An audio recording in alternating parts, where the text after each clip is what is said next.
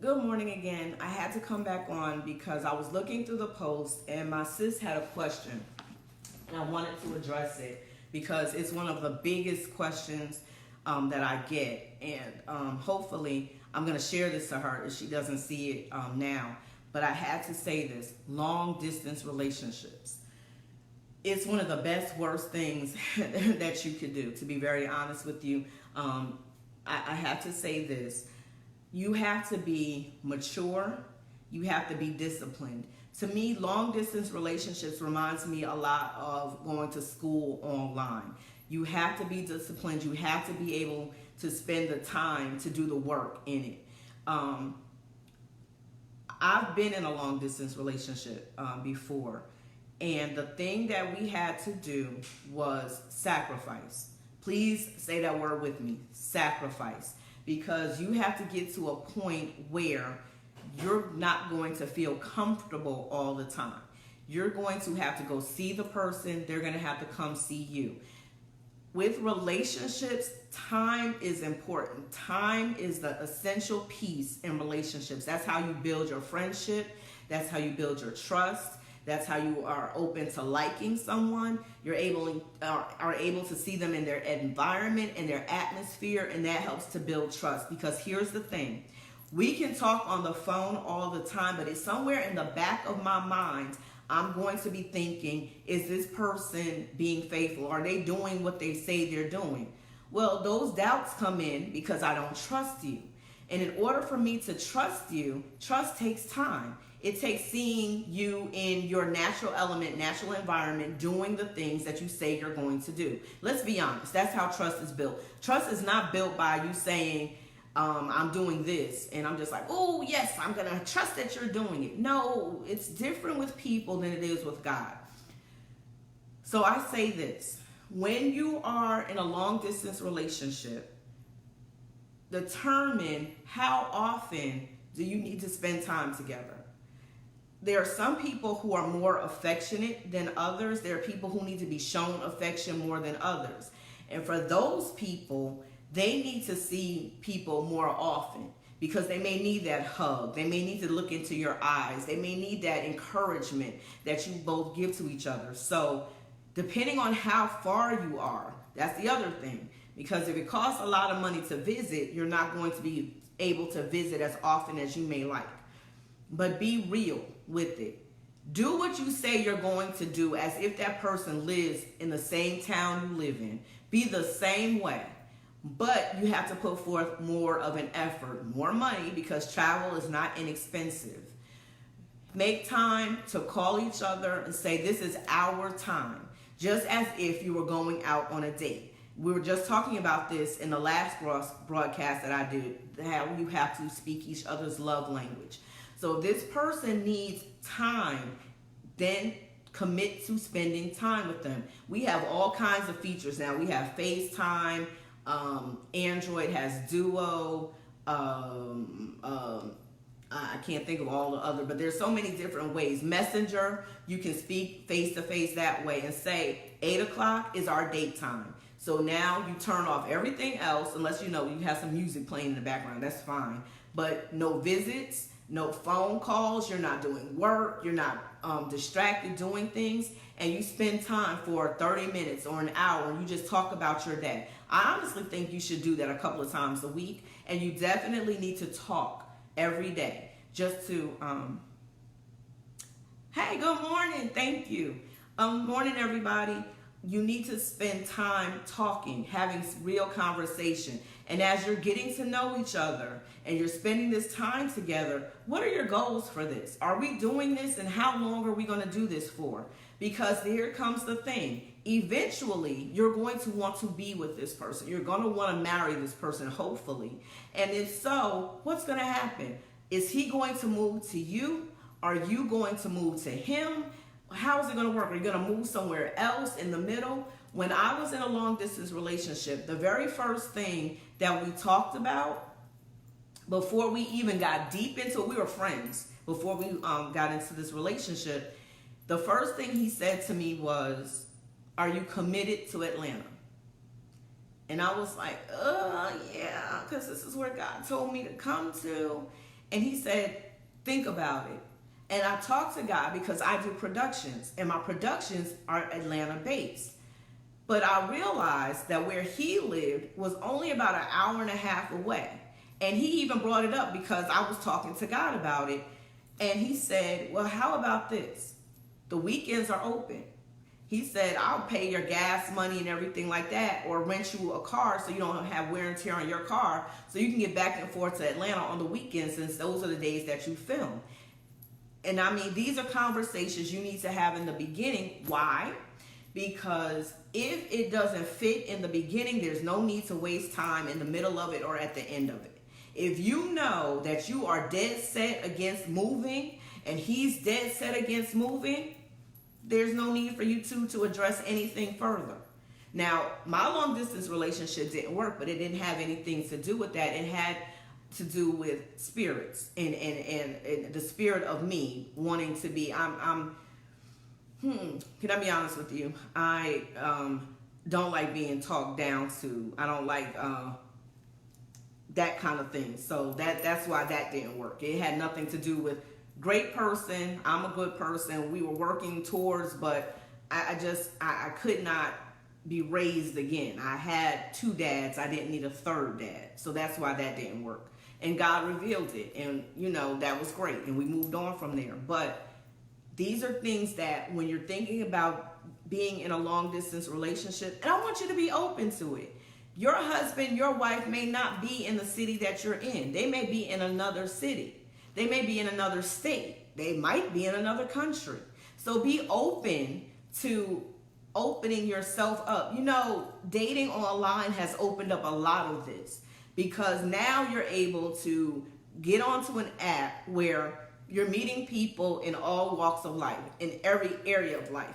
So you're meeting people from Scotland or England or Jamaica, and you live in New Jersey or Cali, and you know what I'm saying? So you're opening yourself up to meeting people from different areas of the world, and be open to that.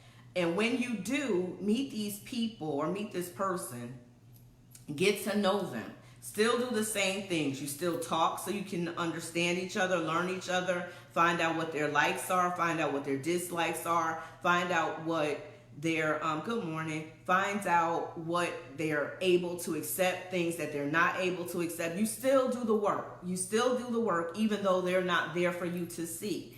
But the important things are this: whatever you start, whatever you say you're going to do, you've got to do it. You cannot give them words and then you don't back them up, because trust is morning shalom. You're not able to build trust if you're always lying. If I can't count on you, how am I going to trust you? That's in a relationship that's right here. That's in a relationship that's long distance. It doesn't matter. It's the same. So if you say on Tuesdays, we're going to do our calls, on Tuesdays, you need to do your calls. If you say, I'm flying out to see you on the 4th, on the 4th, you need to fly out and be there, because now they're trusting you to do what you say you're going to do. So in my absence, I know I have no other reason to not trust you, because you've always done what you said you're going to do. The other thing is this: be open and honest. What is this relationship? Are we just friends?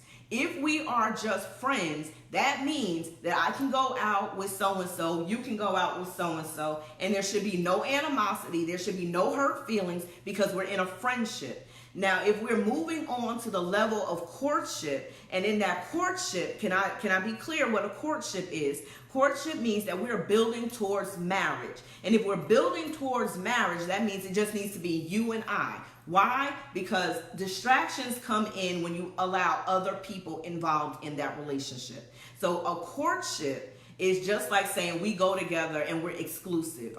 We're monogamous. It's just the me and the you. It's just us two, to paraphrase from Tony.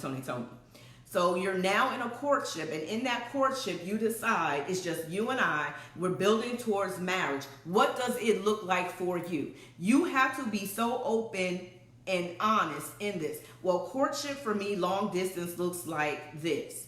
And I'm expecting for you and I to see each other twice a month, or 3 times a month, or 4 times a month, depending on how far you are, or once every 6 months, or once every 3 months. I mean, if you live in another country, let's just be real, that costs money. And I expect that when we see each other, we're spending time to get to know each other. At some point, we need to meet each other's families because we're building towards courtship, right?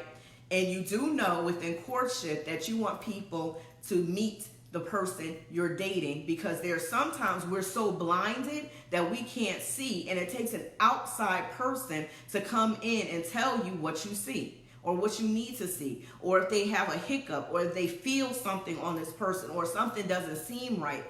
You need some outside eyes. Can I be honest? That's whether you're in town or away from each other long distance. You still want people to meet. Now, contrary to popular belief and public opinion in books, I do not believe in your children meeting people that you're dating right away. I don't. Because here's the thing that happens.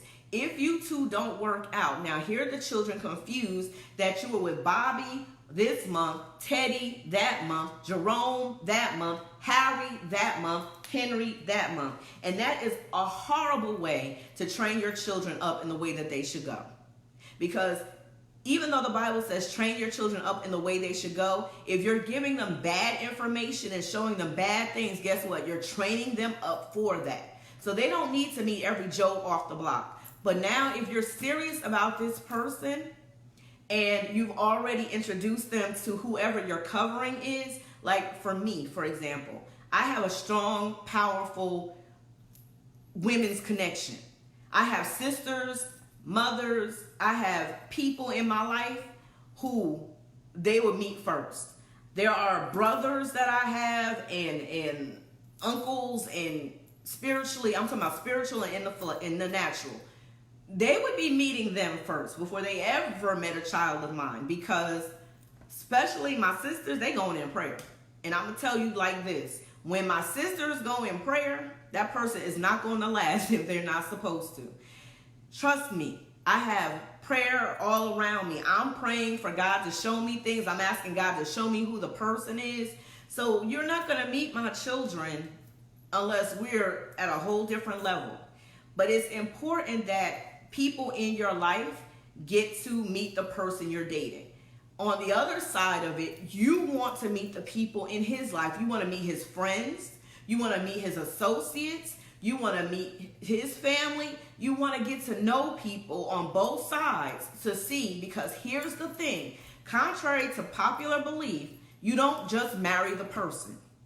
People love to say this all the time. I'm only marrying him. No, boo. You are marrying his children. You are marrying his grandchildren if he has them. You are marrying his mother. You're marrying his father. You're marrying his brothers. You're marrying his sisters. Because your families come together.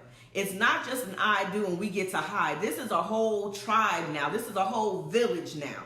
Both sides are coming together. So you need to see what you're walking into. I'm not going to say that you might not have problems with your mother-in-law, future mother-in-law. I'm not saying that his children and you're going to have to sit down and have a come to Jesus meeting a couple of times a year. I'm not saying that. But what I am saying is you need to know what you're walking into before you walk into it. You need to know, okay, this is who his mom is. All right, am I willing to be in a relationship where my mother-in-law and I won't get along? Am I willing to be in a relationship where he's a mama's boy? Am I willing to get into a relationship with her and she's a daddy's girl? These are things you need to know. Blinders off. You got to be real with it. You have got to see, is this the person that I'm willing to spend the next 50, 75 years with? Till death do us part. And that's just honest.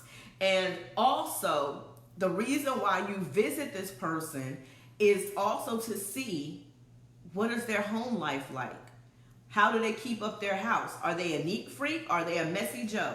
Because these are things I need to know before I do, so that way I can get prepared and have myself ready, that when we get married, this is who he is. This is who she is. And this is why spending time together is important, and seeing people in their atmosphere. And it also allows you to see, if I gave up my house in Atlanta would I be okay with being in South Carolina? Would I be okay in North Carolina? Would I be okay in California? Will I be okay in England?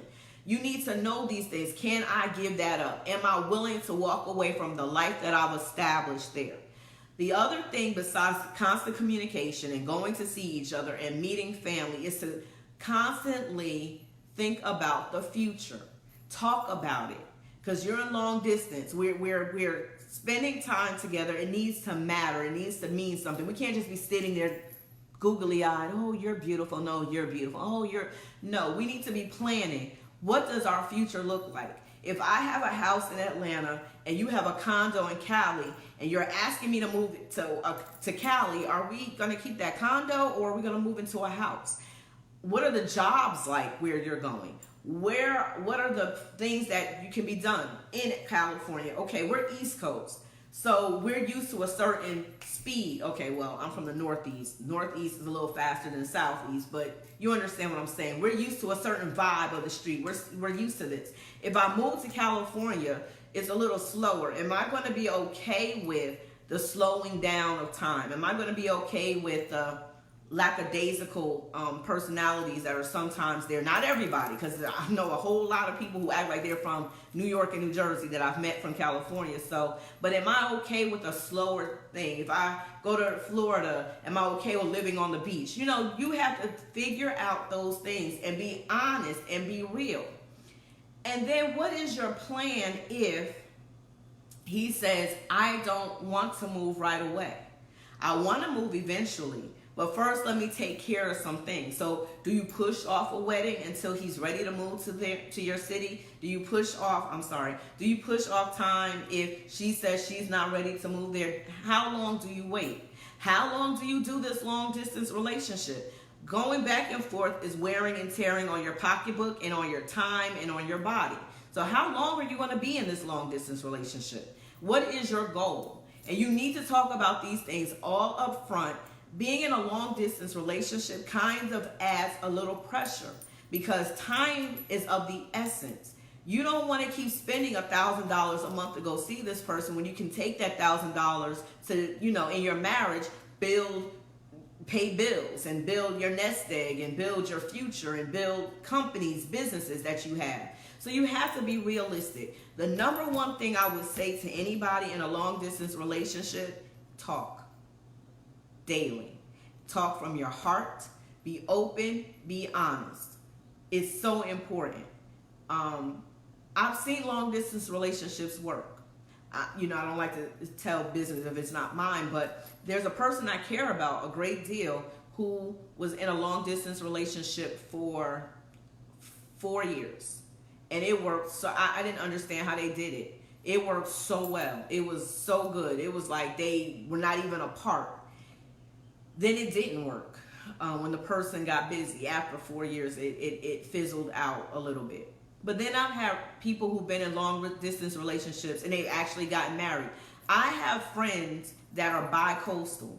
So they keep their house on the East Coast and they keep their house on the West Coast and they kind of travel back and forth. Even married, they're married, seeing each other. And it works for them. You just have to understand, is that what's going to be good for you? What is your ultimate goal? Once you put in mind what your ultimate goal is, you'll be able to figure out if you work. If your goal and his goal are not working, they don't match, don't force it. It means maybe not now. Let's continue being friends until things change. Don't rush anything. Remember, God is a God of the wait. He is not a God of the rush. He is not God of the microwave. He is not God of that. He in everything tells you to wait. So stay prayed up. That's the other thing. Your prayer life needs to be on point. You two need to be praying together. You need to be praying for each other. You need to be praying because things happen. What happens if, God forbid, you should lose a family member and he can't get there?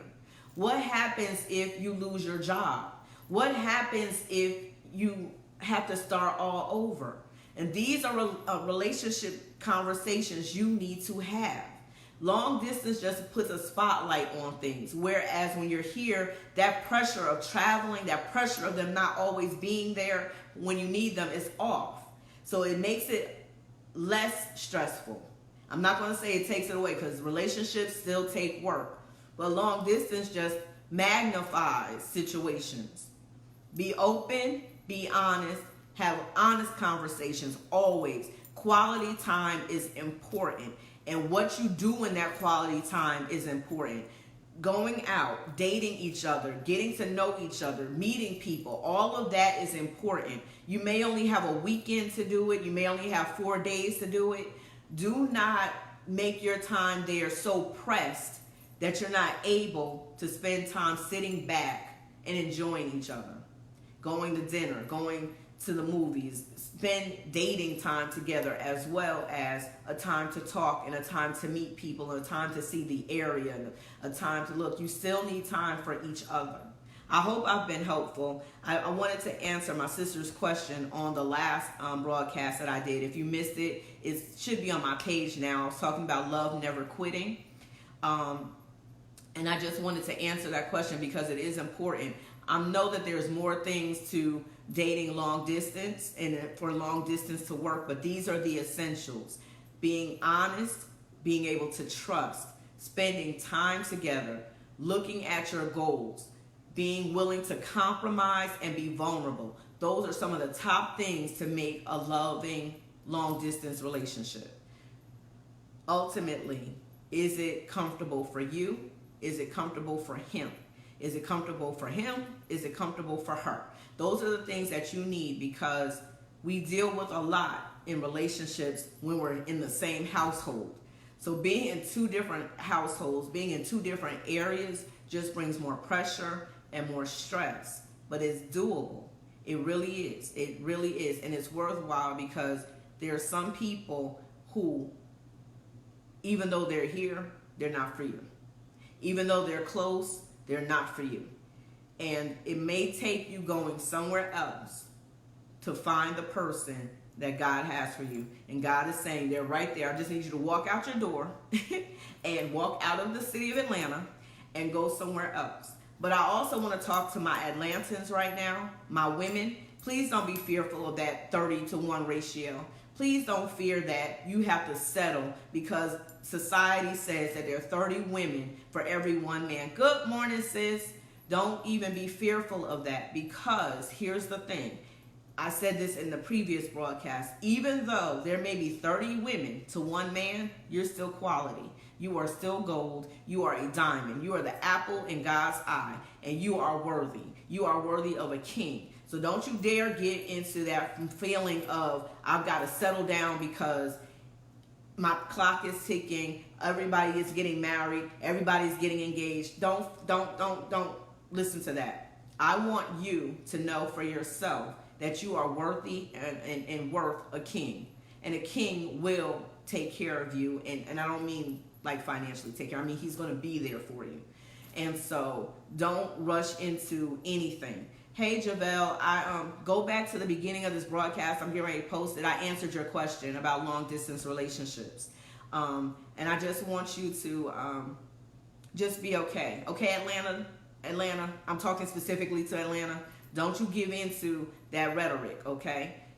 Just because there are 29 other women that man is looking at, it doesn't mean that those 29 other women are healthy in their minds, in their hearts, in their spirits. Doesn't mean that God has them for him.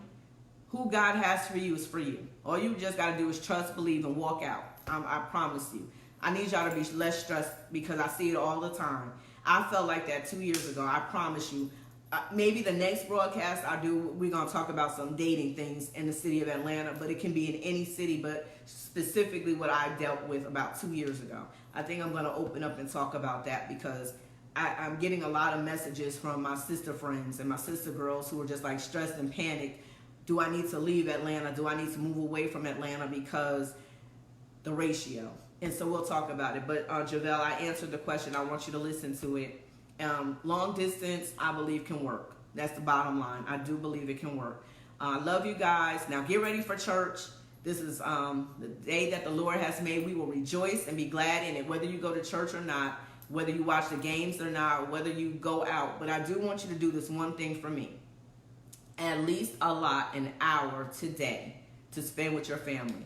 Whether it's your children, whether it's your spouse and your children, whether it's your spouse if you don't have children, whether it's your grandchildren, whether it's your aunts, uncles, cousins, allot at least an hour today where you turn off your phone, you get off social media, you're not watching TV, but you're talking and laughing together. Your family needs you. God bless you. I love you. Mwah. And I'll see you next week.